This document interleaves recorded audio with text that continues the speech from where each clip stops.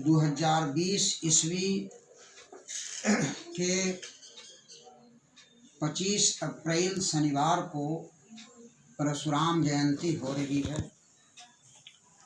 यह जयंती वैशाख मास के शुक्ल पक्ष में प्रदोष काल में तृतीया तिथि रहने पर होती है। इस वर्ष सूर्यास्त से 8:27 तक प्रदोष काल है और तृतीया तिथि है, इसलिए 25 अप्रैल को ही परशुराम जयंती मनाई जा रही है। परशुराम का अवतार भगवान विष्णु के अंश से जमदग्नि ऋषि की पत्नी रेणुका के गर्भ से हुआ था। यह अवतार हैहय वंश के राजा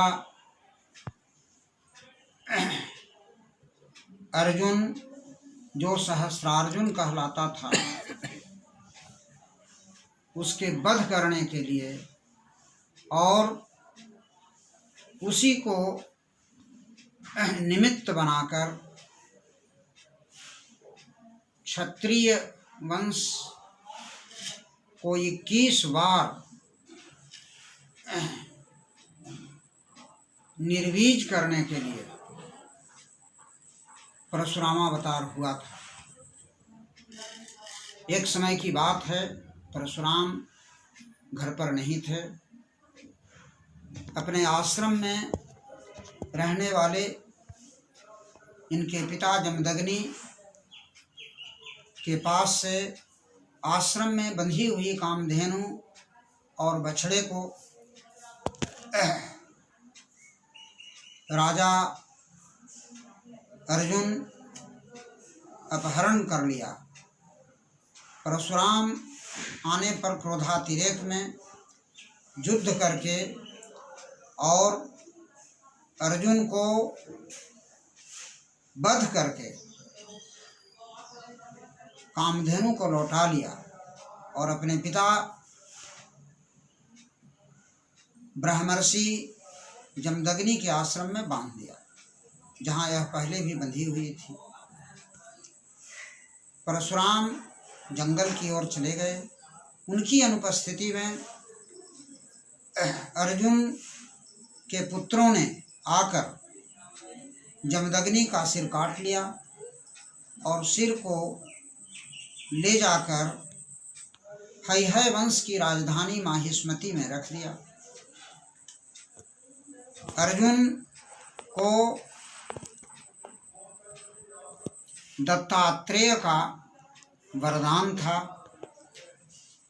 कि उसे 1000 भुजा होगी और वह किसी से हारा नहीं जाएगा। इस वरदान के बल पर उसने युद्ध आरंभ किया था और परशुराम जी इस अभिमान को चूर कर दिए थे। पिता का प्रतिशोध लेने के ख्याल से अर्जुन के वध होने के बाद उनके पुत्रों ने जमदग्नि के सिर को काटकर माहिष्मति में रखा था। परशुराम आए और क्रोधित होकर शंकर जी द्वारा दिया गया फलसा उन्होंने उठाया और बिल्कुल माहिष्मति नगरी को उन्होंने क्षत्रिय विहीन कर दिया। जमदग्नि के सिर को लौटाया और उसे जमदग्नि के धड़ से जोड़कर उन्हें जीवित किया, किंतु जमदग्नि की पत्नी रेणुका ने 21 बार छाती पीट कर रोया था, तो इसलिए इन्होंने 21 बार चढ़ाई की और क्षत्रियों को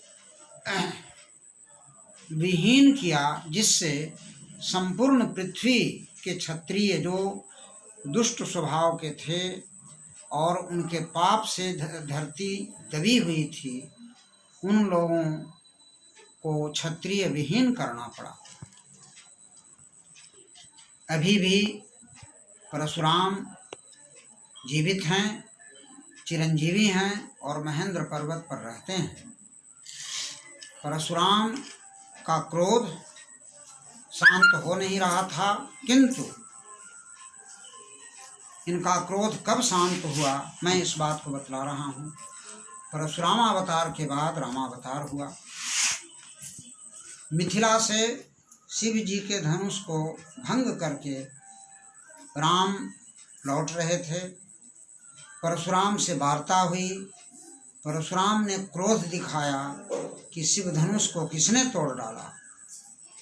इस पर श्री राम से जो उत्तर या प्रत्युत्तर मिला तो परशुराम का क्रोध शांत हुआ और गर्व भी उनका समाप्त हुआ। उसी समय से परशुराम ने श्री राम का लोहा मान लिया। मैं आचार्य लालभूषण मिश्र याज्ञिक हूँ और भारतीय विद्यापीठ गुरुकुल महाविद्यालय का अवैतनिक प्राचार्य हूँ, साथ ही भारतीय विद्वत परिषद का अध्यक्ष हूँ। समय समय पर मैं पौराणिक बातों से धार्मिक जनता को अवगत कराता हूँ।